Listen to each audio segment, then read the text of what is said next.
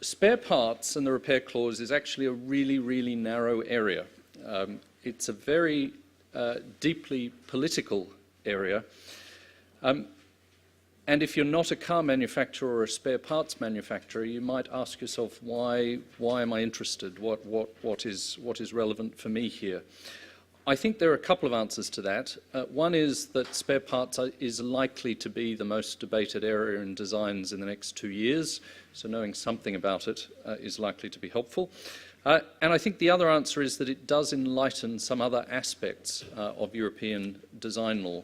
So from that perspective, it's probably also quite useful to know a little bit about it. I am, as with others, going to struggle with this lectern. And I'm reminded when the Royal Courts of Justice opened a new building in London a couple of years ago, all the lecterns did not have the strip across the bottom. And the first day of court, the barristers stood up and all their papers fell to the floor. So you will find my slides hopefully have made their way to each of you. There is more text on them than I would usually do because hopefully that's a useful reference for you.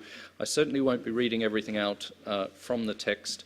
But the various questions to the Court of Justice and bits of legislation are on there, so you can have a look at those in your own time, should you wish. The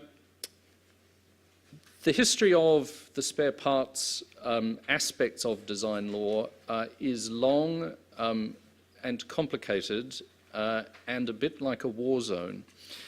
There are two main groups with significant interests here. One is the car manufacturers who, and none of this is meant pejoratively, car manufacturers who tend to have very large presences in the electoral districts of a number of members of the European Parliament. There is also, on the other side, the spare parts lobby that again is very significant. You'll see there that back at the time all this was being done, the spare parts industry was worth $88 billion US, predates the euro, 1993, $88 billion US, which is a huge amount of money. So obviously a vibrant industry that wants to protect itself.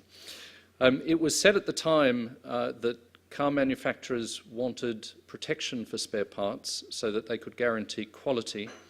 Spare parts manufacturers wanted no protection for spare parts so they could drive down the price. And drivers wanted spare parts that were both cheap and excellent. That, of course, might be something that is beyond all of us, particularly beyond design lawyers. But there's a brief history for you there. You can track through what happened. Where we got to in the end is what's called the Freeze Plus compromise. And we're dealing here with the directive and hence the laws of member states. And the Freeze Plus compromise was that member states could keep their existing design law with respect to spare parts. For example, if in a country like Germany spare parts were protected, they could continue to be protected.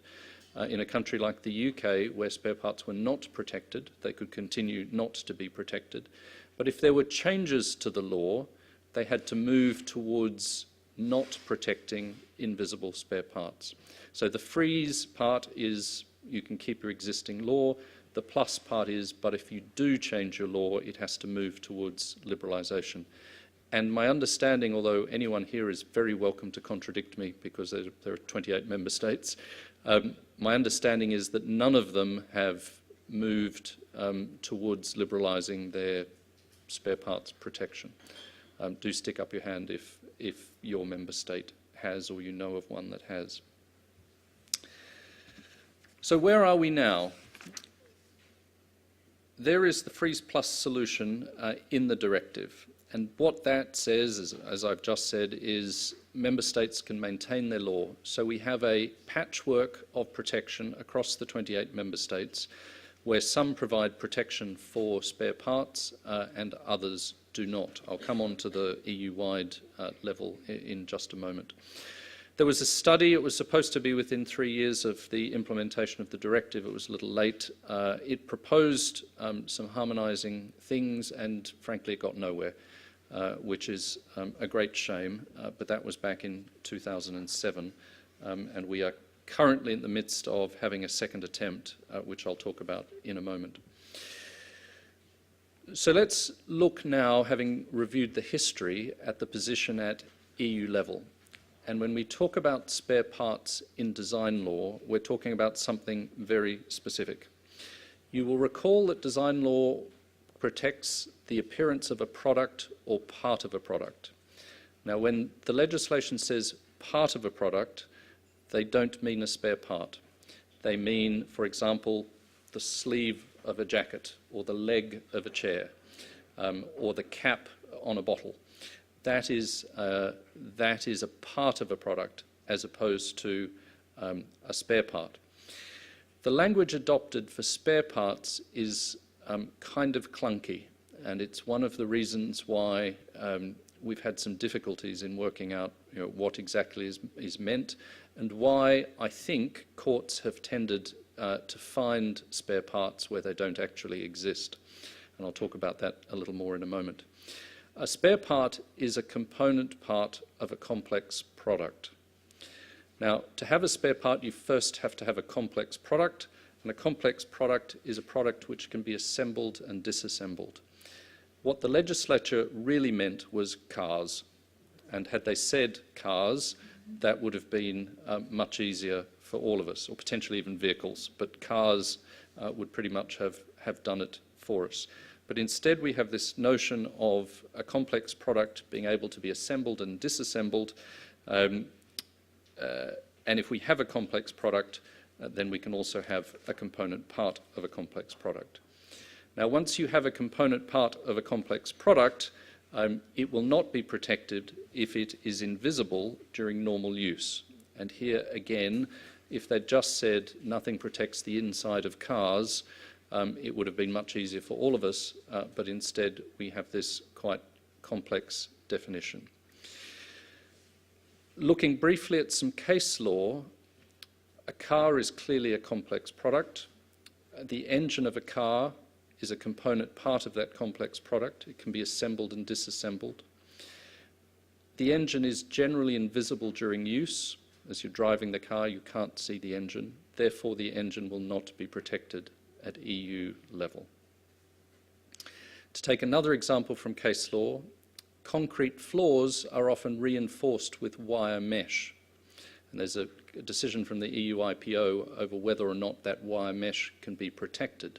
The wire mesh is not visible whilst the floor is in normal use. It's completely encased in concrete. But is a concrete floor a complex product? No, it is not, because you cannot disassemble it and reassemble it. Once you've broken the concrete apart, you cannot put it back together again. It's rather like Humpty Dumpty. So if it's not a complex product, it doesn't matter whether or not part of it is visible in normal use. So the wire mesh is completely protectable under EU law. And that is a problem that we've found ourselves getting into in other case law. What about toner cartridges, for example, the things you put in a photocopier to keep it operating? There are two decisions from OHIM that go in opposite directions. One finds that they are a component part of a complex product, invisible in normal use and hence not protectable. The other finds that it's not a component part of a complex product and hence its invisibility is irrelevant. There's currently a decision pending before the court in The Hague, and hopefully that will resolve the issue one way or the other. There's also a decision about a packet of sausages. So if you can imagine a dish, a plastic dish with the sausages go in and then a piece of transparent plastic that you would peel off to get at the sausages. The design was for the bottom of the dish. And this particular decision held that the packet was a complex product. You couldn't see the pattern on the bottom because the sausages were in the way, and hence the design on the bottom of the dish couldn't be protected. Now, I say that decision is wrong because a packet of sausages is not a complex product. You cannot disassemble it and reassemble it. There are a series of decisions from Poland on the elaborate interior of an ice cream cake. So from the outside, this ice cream cake looked fairly normal, but what the producer had tried to protect was the way the chocolate, the cream, the other things inside were in a very elegant pattern. At first instance, the Polish court held that a cake, ice cream cake, is a complex product. And hence, because you couldn't see the interior of the cake, it wasn't protected. Thankfully, on appeal, that was reversed. A cake clearly cannot be assembled and disassembled. Once it is taken apart, that's it. You cannot put it back together again. So I think it's very important to remember that the exception for spare parts is an exception to general protection of design law, and hence under EU statutory interpretation it needs to be narrowly construed, and we really should stick to, I was going to say cars, but certainly machines, things that really can be assembled and disassembled. Sorry, I'll also mention while I'm there a case from the General Court about biscuits polk. Many of you will know of it. It involves a design for a picture of half of a chocolate chip cookie showing some chocolate oozing from the interior of that particular cookie. I can well see why the owner of that design would want to protect it, because you may very well put that exact picture on the side of a packet of cookies in order to indicate to consumers what it is that they're buying. The General Court did not agree. It said it should assess the cookie as if it were a whole cookie, and I'm still completely perplexed as to why they would look at something other than the registered design in order to determine its validity. And that the appearance of the product at time of purchase was what's important. Now, obviously, design law is not like trademark law. It's not to protect consumers. It's to protect designers. And it protects designs, whether they're in a storeroom, whether they're on a train, whether they're in a shop, whether they're on a plane. So from that perspective, I think the whole notion of visibility is one that needs some further thought. So that's the position at EU-wide level: no protection for internal, invisible spare parts for complex products. The position at national level, as I said earlier, remains a patchwork. So some countries provide full protection for invisible designs. So there is no spare parts market other than from the originators in those particular countries, whereas other countries fully follow the EU-wide position and provide no protection to invisible spare parts. There is a little bit of early jurisprudence, and you'll notice from the date, here we are in 1999, that was just as everything was coming online for design law in the European Union. I have some problems with this case, and I'd really prefer to bury it and never talk about it, because the court was in a difficult position. These spare parts were lawful in Spain, they were not lawful in France, and they were lawful in Italy. But the spare parts had to get from Spain to Italy, and to do that by land you have to cross France, where the spare parts were not lawful.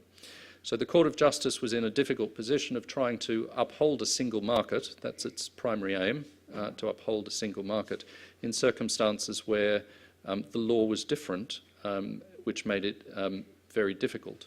Now, what it should have said was, in my view, these products are unlawful as they cross France, therefore they're not allowed within the territory of France.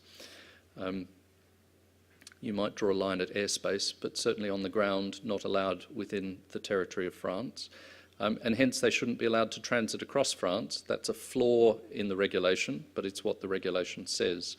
It's contrary to the single market, but it is what the regulation, the directive, it is what the directive allows.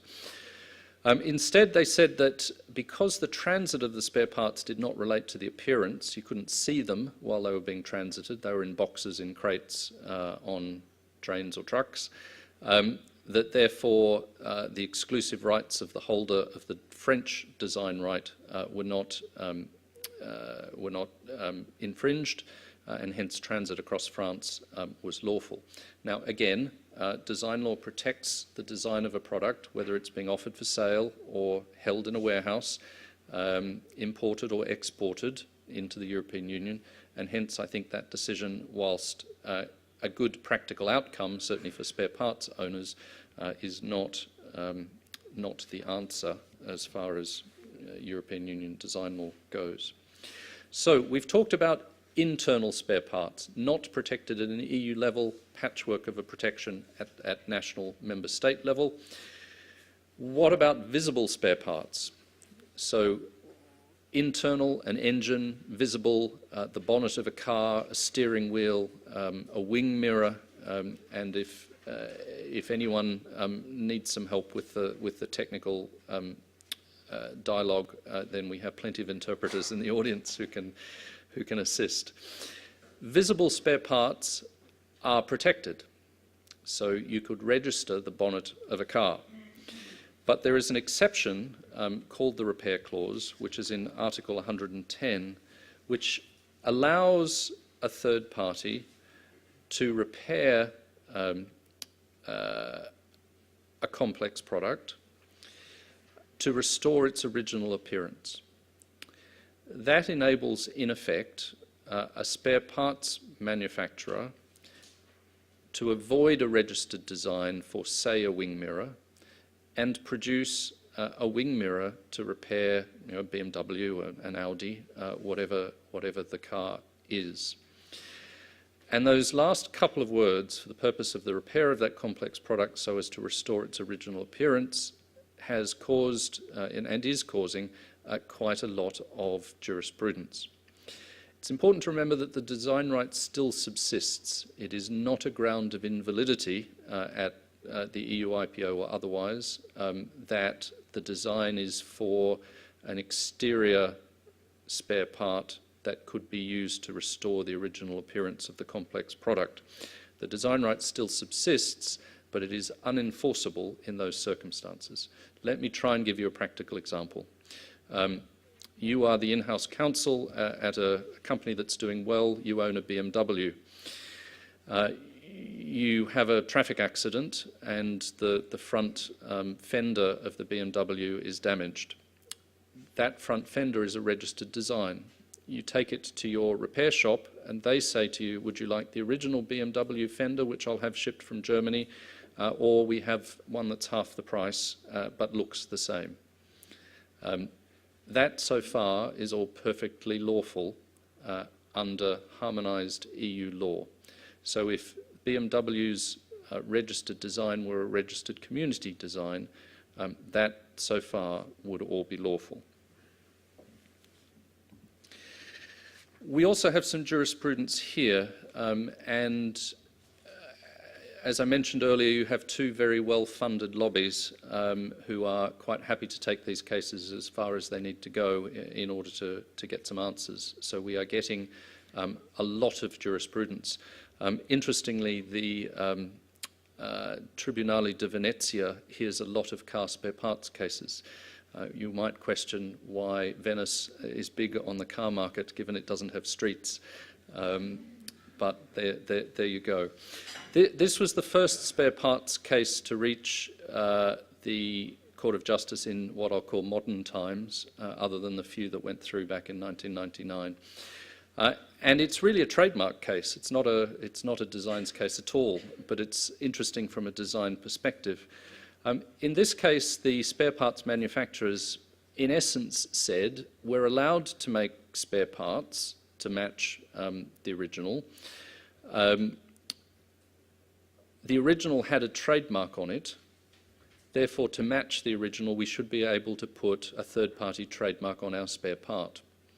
Now, interesting, a lot of these cases play out in relation to wheel trims.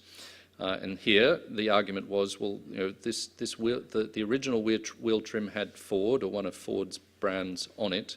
If we're to make a wheel trim to match the other three, assuming one on the car is missing, we should be able to put Ford on it. The Court of Justice said, and I think quite rightly, this is an exception to design law. It is not an exception to trademark law. Trademark law and design law are separate things. They sit side by side each other. One does not overrule the other, and hence trademark law continues to apply as it would, although you won't infringe any design right. On one argument, and Graham might have a view on this, this decision is contrary to the Court of Justice in Floss, where they held that design law does impact on copyright law. On another argument, if design law doesn't impact on trademark law, then it ought not impact on copyright law, and copyright in the wheel trim might subsist to enable the originator manufacturer to prevent use of the design. But again, copyright law not harmonised across the member states, so very, very different. There are some cases currently pending before the Court of Justice. Alex, I have two. I think you said there were three, so I might ask you later what the third one is. These are really hard to find, actually. So if anyone is aware of any others, do please let me know. The first of the two I have is from the Bundesgerichtshof in Germany, and asks a number of cases about the repair clause.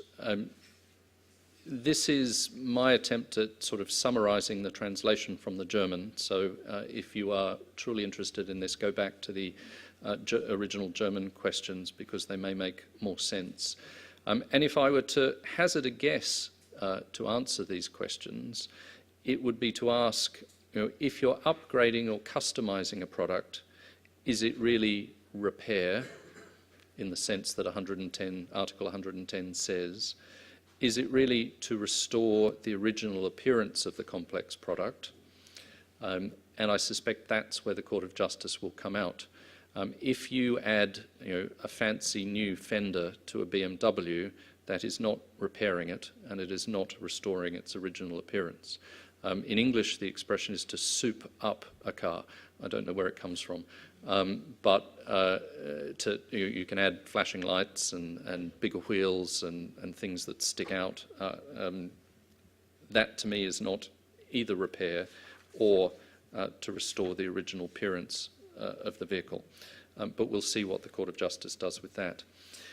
In the other case I have, and I'm sorry the name of it is not there, the case reference is, it's our case here again, but this time against a company called Newsgarda, which has gone into liquidation, so we'll see if this actually does go all the way. It's a reference from the Court of Appeal of Milan, and again, an attempt, read that in your own time, an attempt to deal with wheels again, but this time wheels that aren't an upgrade. So the earlier Acacia case is about souped up wheels, if I can call them that. This one is about non-upgraded wheels. And I think it probably comes about because of a UK decision, or an English and Welsh decision of Mr. Justice Arnold, where he held that whilst the wheel trims needed to match each other, they did not need to match the car. And hence, in replacing the wheel trims, you were not repairing the car to restore its original appearance.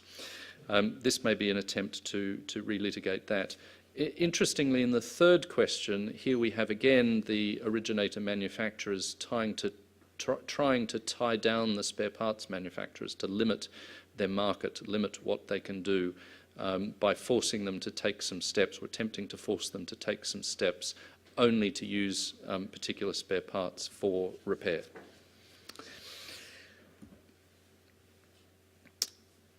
Earlier this year, the Commission published the EU Designs Study. All of you will remember the Max Planck trademark study now from a couple of years ago. This is the Designs version of that. It is thankfully much shorter. It was published in May, I think, Thomas, if I'm remembering correctly, in May. And it's really quite a good look at where we are in designs law. In some ways, the study's a little early because we haven't really had enough cases go through either the national courts or the Court of Justice to give us a real sense of any problems that are emerging. But It's been done, it's helpful. I would commend it to all of you for a read, because it's done quite a good job of bringing together things from across member states. So if most of what you're aware of is your own member state and the Court of Justice and General Court, of course, to get some information from other member states about how they are dealing with it may be quite useful. On the spare parts point, the study is, I think, probably a little bit stuck, because the real solution here to the spare parts debate will need to be a political solution. The drafts people can get the law right once the politicians decide what it is that they want to do. But if we are to see further harmonisation between the member states, if we are to see a single market in spare parts across the European Union, there needs to be political agreement on that before there can be any drafting done. And I'm not sure that the study, well, my reading of the study is it doesn't put forward a single suggested solution to that, because it can't. To take an approach one way or the other would be politically difficult. What it does say is that there should be harmonisation, there should be a single market. It's obviously the key aim of the European Union. There's a single market in most other things, there should also be a single market in spare parts. But it proposes a range of ways of doing that, some of which are likely to be more successful than others. Those of you deep in patent law will know that FRAND licenses cause lots of litigation and in the end force a judge to stick her or his finger in the air to come up with a figure. Removing design protection from spare parts entirely is one suggestion that will be opposed by the car manufacturers. Maintaining the status quo may be where we end up, but it doesn't lead to further harmonisation. One proposal is to change design law as a whole and simply remove protection from any design that's not visible.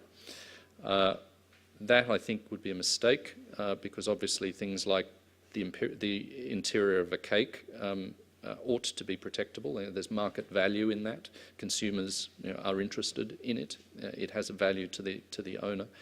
Or to introduce a shorter duration for protection for all designs. Now, again, very contentious. Not sure that will go terribly far.